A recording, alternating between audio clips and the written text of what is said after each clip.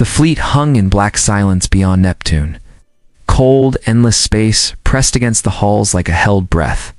Inside the command deck of the Resolute, white lights flickered over steel panels and tired faces. Every sound, the hum of engines, the click of boots, felt too loud. Commander Jack Lerner stood in front of the viewing glass. The planet's thin blue ring glowed in the distance. He had led ships through disaster before, but this silence felt different. Orders from Earth had arrived 2 hours earlier.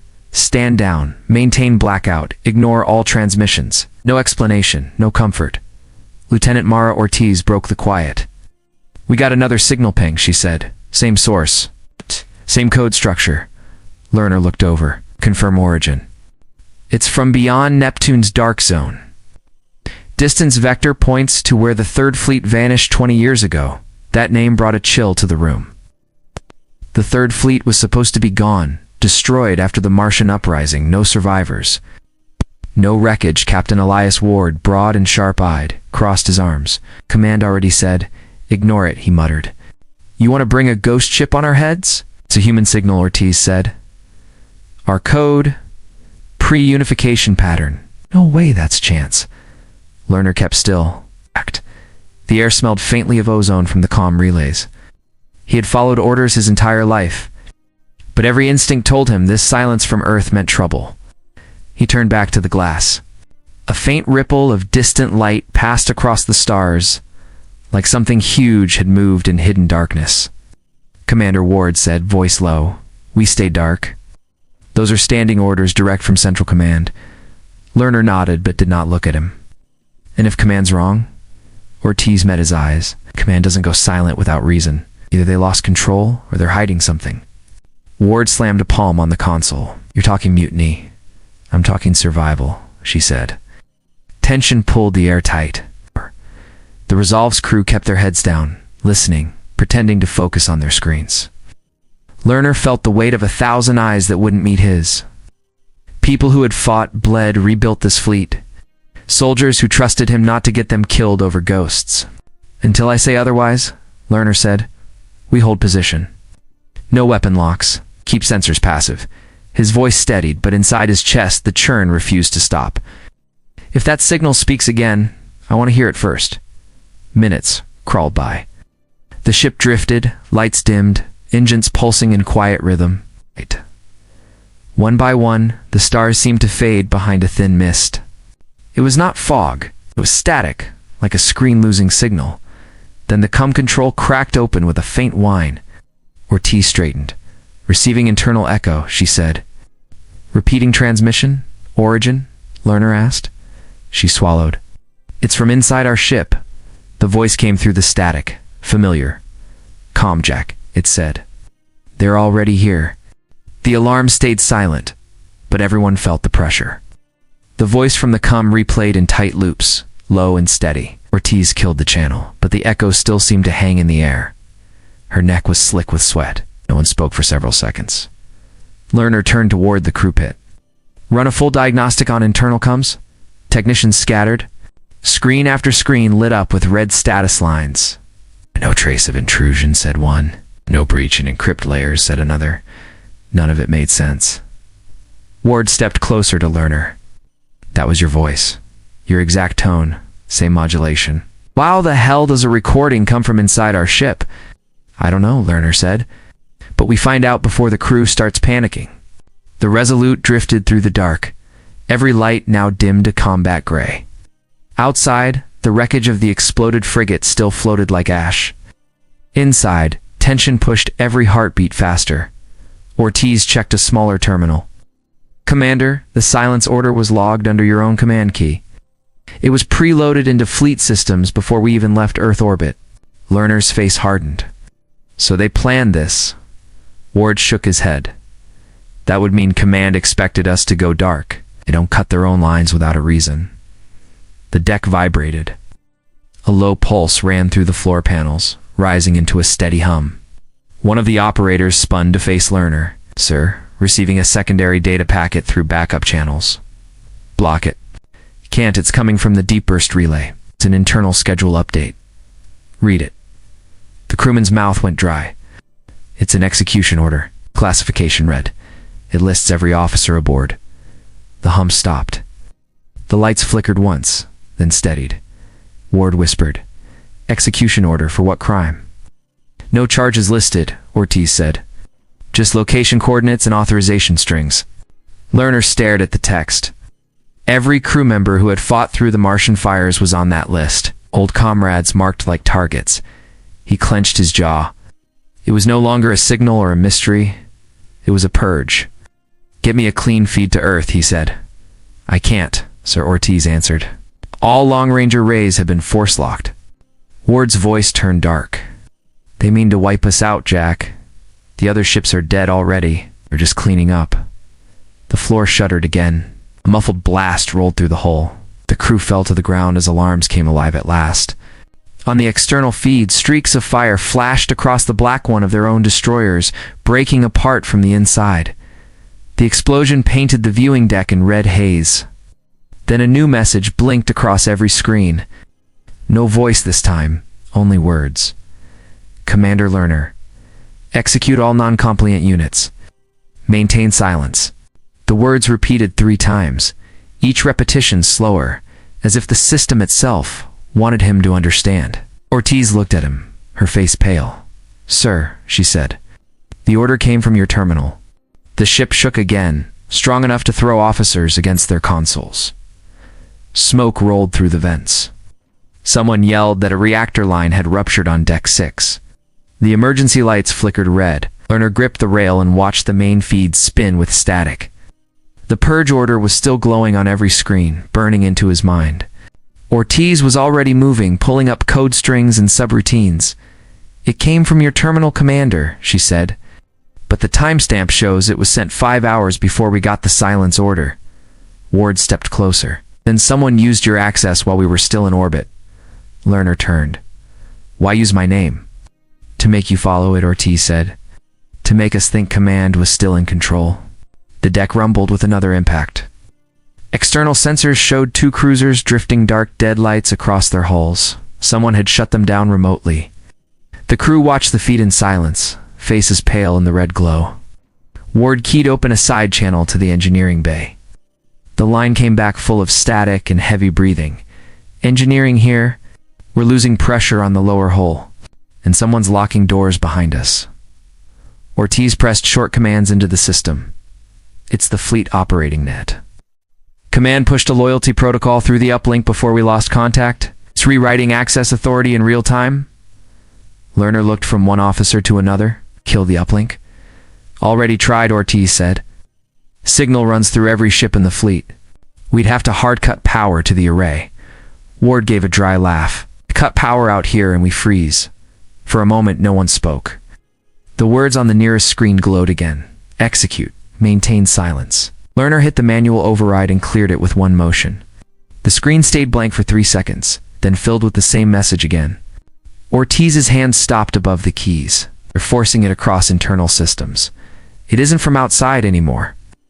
Our core is repeating it. That broke something in the room.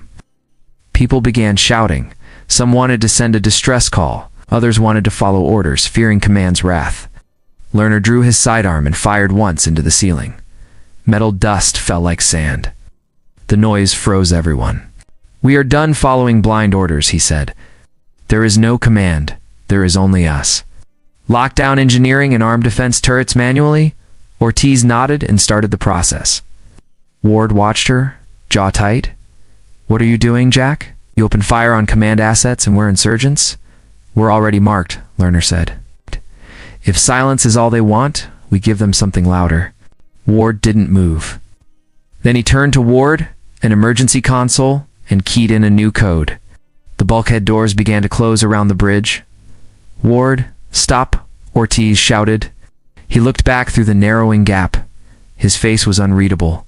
"I'm keeping order," he said. The doors sealed with a heavy clang. A warning flashed on Lerner's screen. "Life support isolation in progress."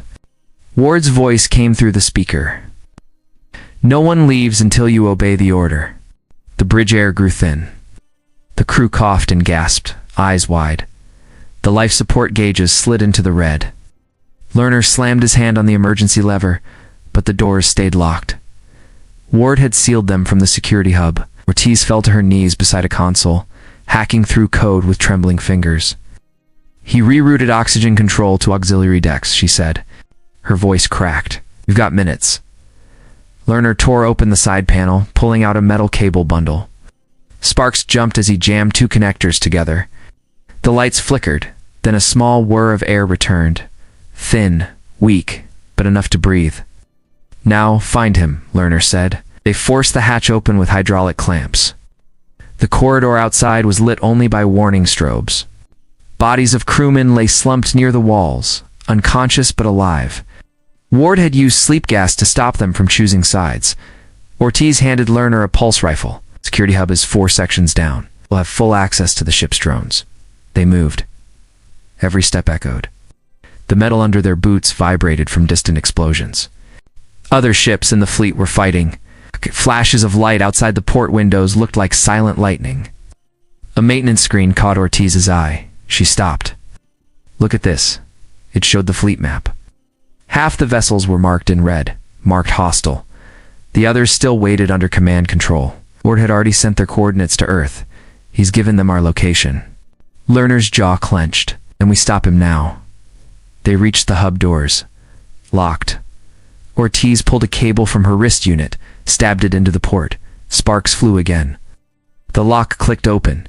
Inside, Ward stood at the main control chair. His uniform was torn, sweat streaking his face. The glow from the screens lit him harshly. You forced my hand, he said. Command built this fleet on loyalty. Without order, we're just armed animals. You locked the life systems, Lerner said. Ward raised his weapon. You fired on command authority. Ortiz slid sideways, aiming. The three froze in silence, guns ready, engines rumbling in the distance.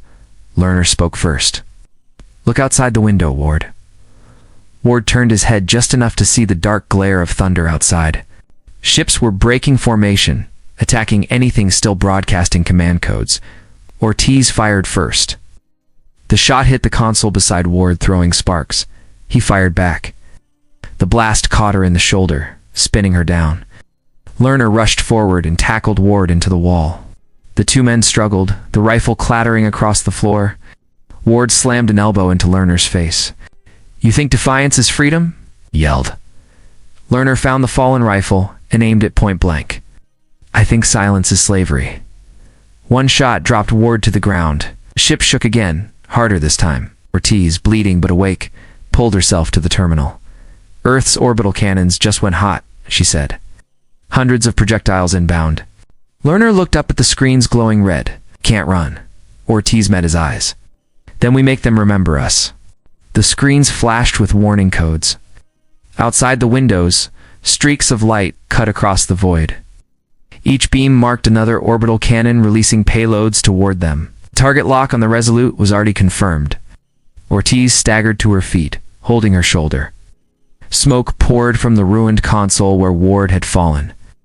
Lerner grabbed her arm to steady her. How long until impact? He asked. 3 minutes, she said. Maybe less. He glanced at the debris field beyond the ship. Their fleet was in chaos. Some vessels were firing at each other. Others had gone dark, drifting like burned shells. Pull the fleet network offline. All of it, Lerner said. Ortiz's fingers flew over the controls. That will cut our navigation. We won't need it. Lights dimmed as the uplink died. The ship was alone now, cut off from command and from every other vessel. The crew below decks awakened as manual controls took hold for the first time in years. Redirect power from the rail cannons to the reactor core, Lerner ordered. A crewman's voice answered through a broken cum. That could blow the reactor. It's the whole ship. That's the point. Ortiz realized what he meant and looked at him. You intend to make us the weapon? He nodded. If they want silence, we'll speak once, loud enough for the world to hear. The reactor chamber glowed bright on the system chart. Lerner opened the main broadcast line, overriding all encryption. Every remaining ship in the fleet, every listening post, every station orbiting Earth could hear his voice. This is Commander Lerner of the United States Fleet. We've seen your order. You ordered silence. You erased your soldiers. But we are still here. Outside, the first wave of Earth's projectiles reached them. Explosions ripped through the outer decks. People fell as gravity shuddered. The air filled with heat and metal dust. Ortiz tried to keep the reactors stable long enough to finish the sequence. "We fight for each other," Lerner said into the open line. "Not for your flag, not for your fear. We'll remind you what humans do when you bury them." He turned to Ortiz. "Now?" She hit the final key. The reactor pulse rippled outward, a bright flare tearing through the black. Energy waves cut through the incoming missiles, bending their trajectories back toward Earth's orbit. The explosion was not complete destruction, but a blinding storm of light. Every satellite and cannon I received the same image, a single burning ship standing against the silence. Inside, walls buckled. Fire streaked through corridors. Lerner pulled Ortiz into the reinforced chair block as the blast shook the deck. When the glare faded, the engines were gone. The ship fell slowly toward the upper atmosphere. Below them, Earth glowed red and gold under re-entry heat. Ortiz opened her eyes, dizzy but alive, falling. Lerner stared through the cracked glass, blood on his face and dust in his hair. "Then we fall where they can see us." The wreck descended. Trailing flame across the morning sky over the continent that had ordered their silence,